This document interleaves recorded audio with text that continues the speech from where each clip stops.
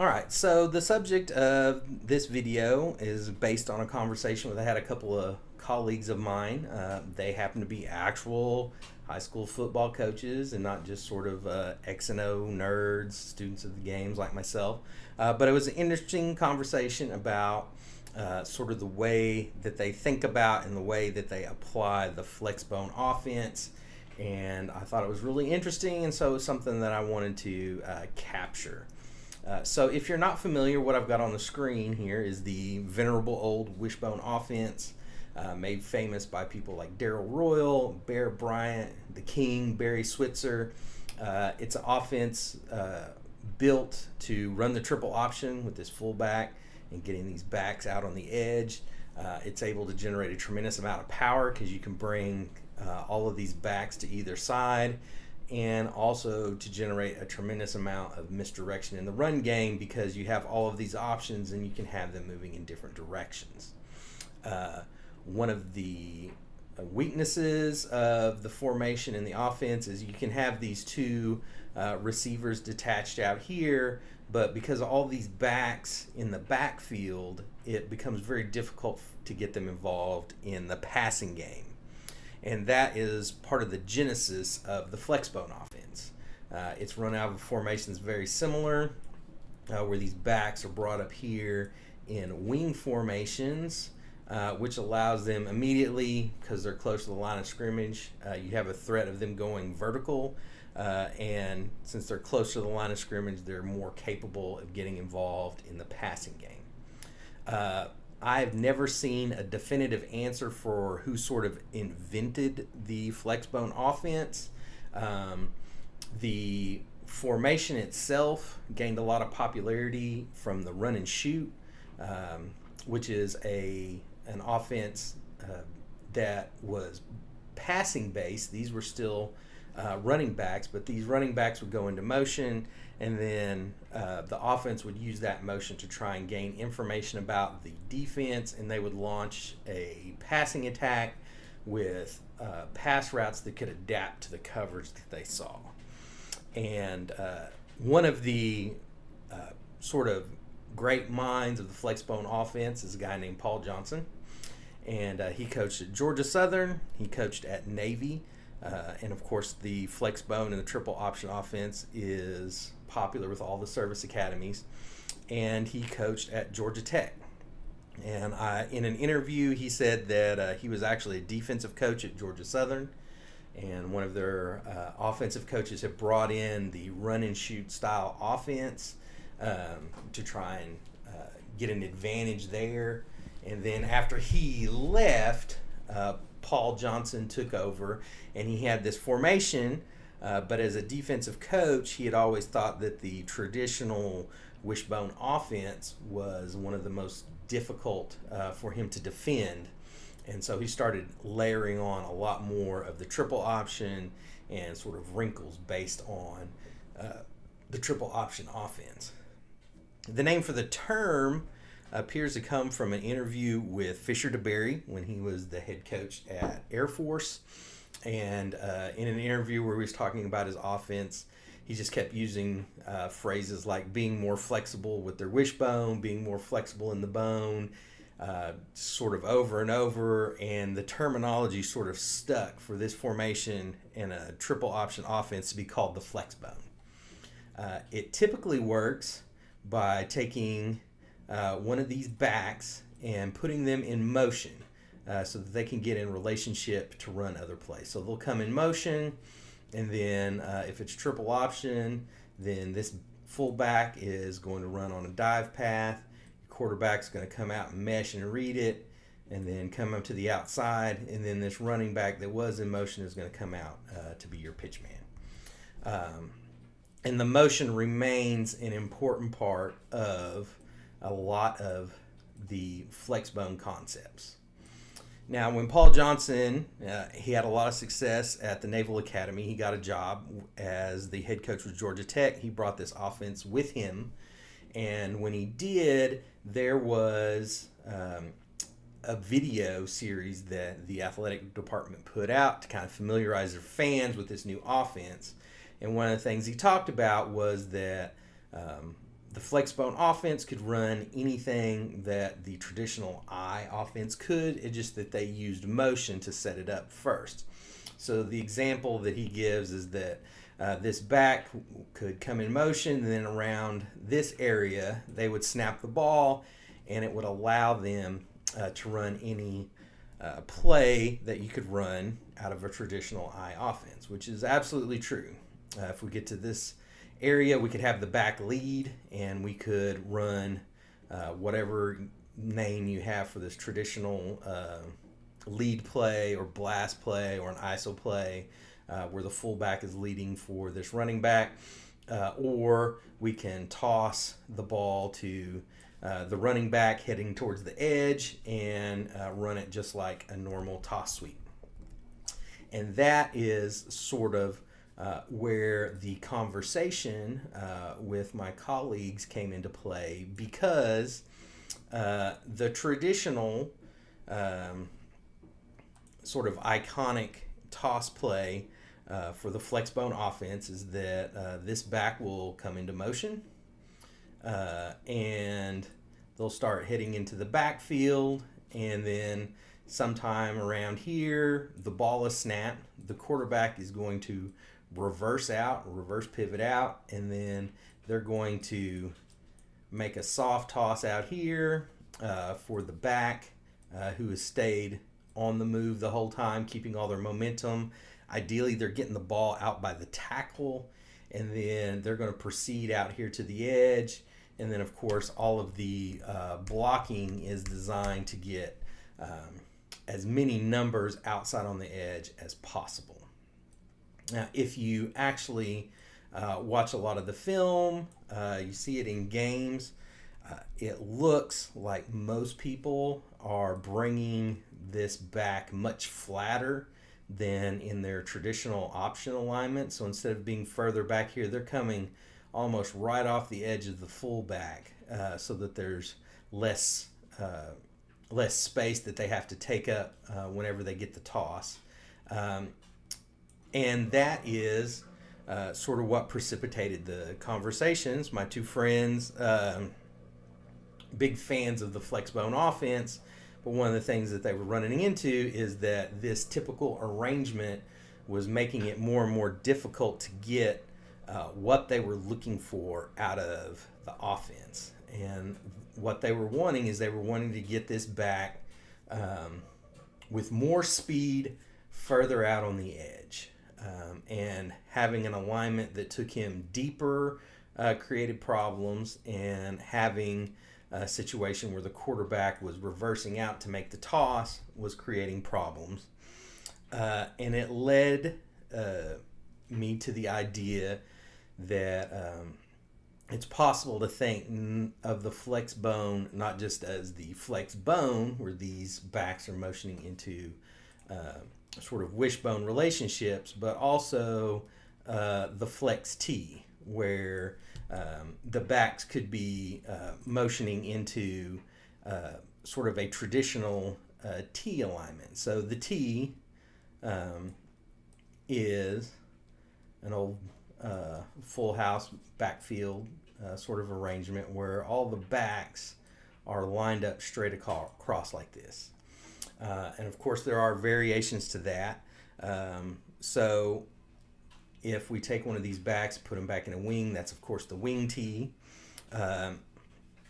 Any of these alignments where we have a fullback directly behind the quarterback and a running back offset to the side from them, there's several different names for it, like a broken T, or if you've ever played the older Madden games, all of the offenses had the ability to run the L and the R. There's a lot of different offensive potential out of these arrangements that is slightly different from a wishbone idea. So specifically for this toss play, when I was in high school, my team ran the split back Veer, which is going to be similar to this arrangement. Instead of having a fullback directly behind the quarterback, though, you had another running back. And our toss play was a play that we call quick pitch. And so we have this offset back here. It's going to run out towards the edge. and the quarterback is going to open play side instead of reversing out, and they're going to make the soft toss out there for the sweep. Now, we usually ran it to a tight end so that we could pull the tackle around. But it's a very similar idea of getting the back out on the edge quickly with a head of steam and not very much real estate they have to cover before they can get out on the edge. And it's possible to take similar ideas to the Flexbone and complement or add wrinkles to what they're doing for rocket toss. Since these backs are coming so flat anyway, it's possible to have them come directly behind the fullback or even under the fullback and have them go ahead and get out to around the guard area, and instead of having the quarterback reverse out, have them open up play side to make that toss and then have the back proceed out that way. So it's a little bit different footwork. So if you watch the rocket toss series, sometimes it will seem like the quarterback has a lot of complicated footwork. So for one, after this back goes out on a rocket toss, one of the counters for it is the quarterback opens up this way and then will extend the ball forward after faking a toss, so that he can make an inside handoff to this back coming back around this way. And it's usually blocked with trap blocking, so that there's pulling linemen going out in front of him. And that footwork can sometimes get complicated because he's reverse pivoting out. Or it's common to have a play action component with this. And so the quarterback reverses out, fakes a toss, and then they'll usually kind of set up somewhere back in here. And again, the footwork can sometimes be complicated. When we were thinking about it, if the quarterback opens up to this play side, they have any number of handoffs they can make after making the fake toss. So he can just keep the ball extended backwards and have this back come on the backside. Or if they felt that the inside handoff added some advantage, he could continue to just get depth and then extend the ball forward before this back came by on the trap play.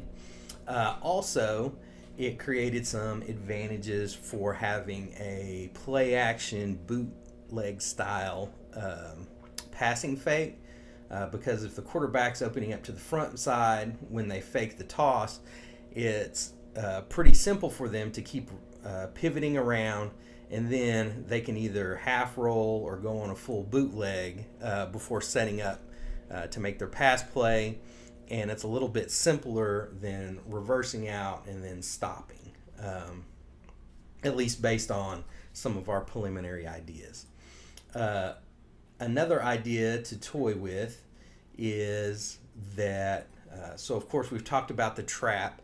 There are a number of other counters that can be opened up if we start looking at these split back and T playbooks. So if we have our back go in motion and we'll say they're going to catch the toss out here and they're going to head off on that pass, most playbooks that run one of these T variations or the split backs have a dive element, a counter play that they use with the fullback.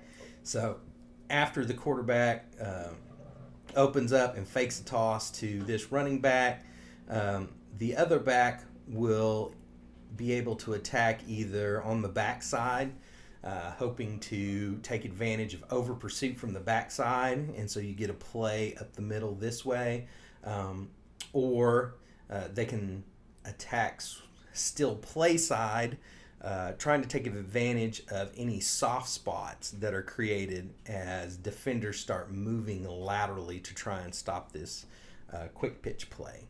And it is another wrinkle that can be added to try and protect these toss plays.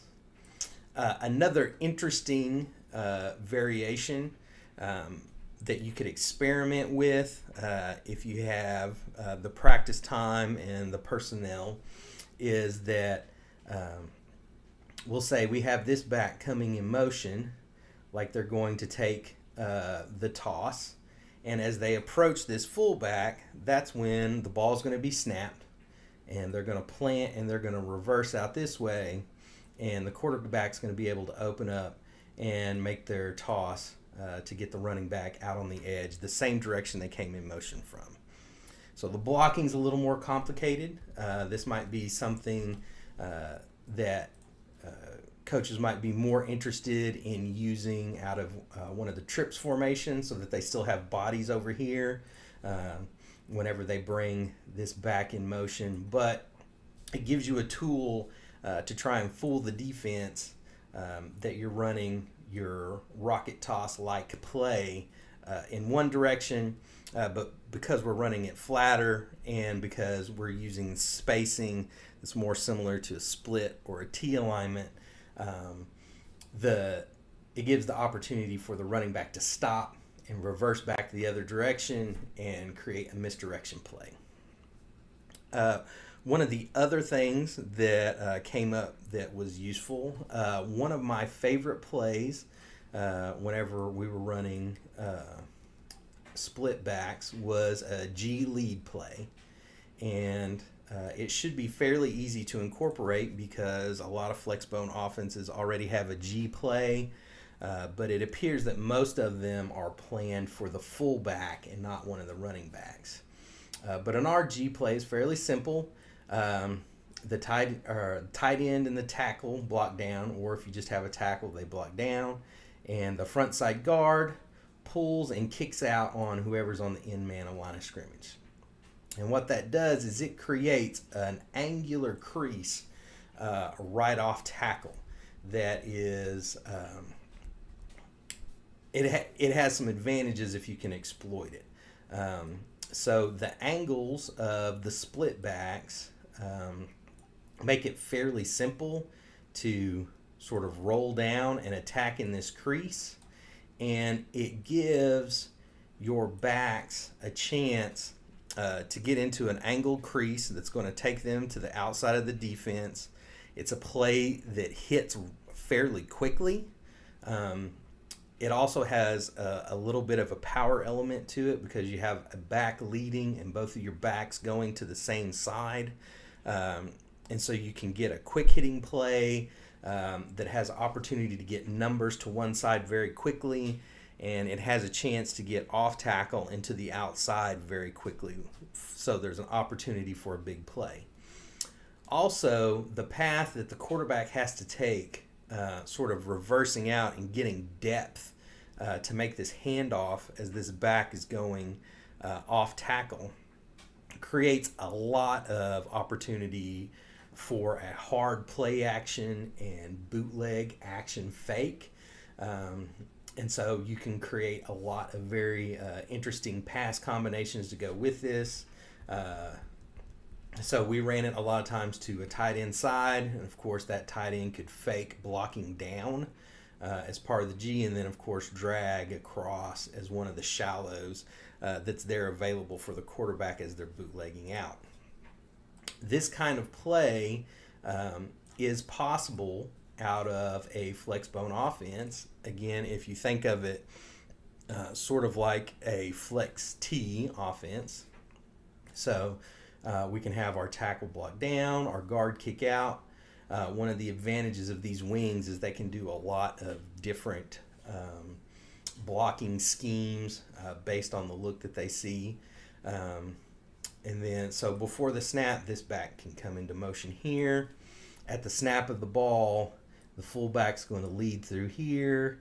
This back that's come in motion is going to follow them off tackle. The quarterback's going to reverse out to get depth, make the handoff, and continue out on their bootleg fake path. And it's an opportunity to use a G blocking scheme, which should also already be in a lot of Flexbone offenses. It gets the ball in the hand of one of your quicker backs, and again, it hits off tackle fairly quickly and with some numbers, and so it's an opportunity for a fairly quick hitting play that still has a chance to go a long distance. It was one of my favorite plays whenever I was playing. Another play that is interesting, it's a little more difficult to run out of this arrangement. We ran it out of split, and it was with crisscrossing backs. And so you may see it in various playbooks, either named as part of a counter series, or I've seen it named things like Criss and Cross, or Tractor and Trailer, with each one of those plays denoting whether it's the first back or the second back going through. So like Criss is the first back, Cross is the second back, and then Tractor Trailer is like a semi-tractor trailer. The Tractor's the first back, the Trailer's the second back. And it's designed to exploit defenses that either by design or by habit are reading their play side backs. So maybe they think that gives them an advantage. The linebackers are reading the back on the same side. Maybe it's because they're in some kind of man coverage scheme, and so that sort of necessitates them keying on them. Or maybe it's just sort of a habit. Maybe they should be keying a larger triangle of players, but if they ever get in a situation where they're in a particular coverage or a man coverage, they may be keying heavily on those backs because they know they have them in coverage too. One of the great things about this is, and that is unique, is that at the snap of the ball, the quarterback is going to turn their back to the line of scrimmage, and they have the ball held right at the solar plexus, right in front of the chest plate of their shoulder pads. And what's unique about that is it hides the ball from the defense. You can't see the ball until after it's been handed off. So there's obviously a little bit of risk to it. You have to trust your interior offensive lineman to be able to hold up so that your quarterback isn't getting tackled from behind blindly while he's trying to make an exchange. But he turns. He's got his back to the line of scrimmage, and then we'll say this back is the first back through. He can make just a little bitty jab with the ball to try and indicate a fake. That back's going to go through, and they can either carry out a fake or they can try and fill in somewhere. And then the second back comes through. They get the ball handed off, and ideally you're going to get your linebackers substantially out of position, either because they're flowing together and maybe they collide, or they start moving towards the center, and when they realize there's pressure there, they panic and they do something strange, or they're just so confused by the motion that they freeze, and you catch them flat-footed, and then you have an offensive player about to come up and block them while they've been caught flat-footed, and then a back cutting off towards the edge off of that. There's a million ways you can block it. You can just zone it up, or we liked to try and fold one of the interior linemen, preferably the nose.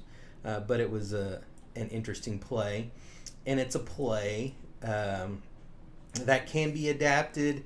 It's a little bit clunkier than some of the other ones that we've talked about just because of the spacing. It'll be a little more like a fake to the fullback and a misdirection handoff out of something like the eye.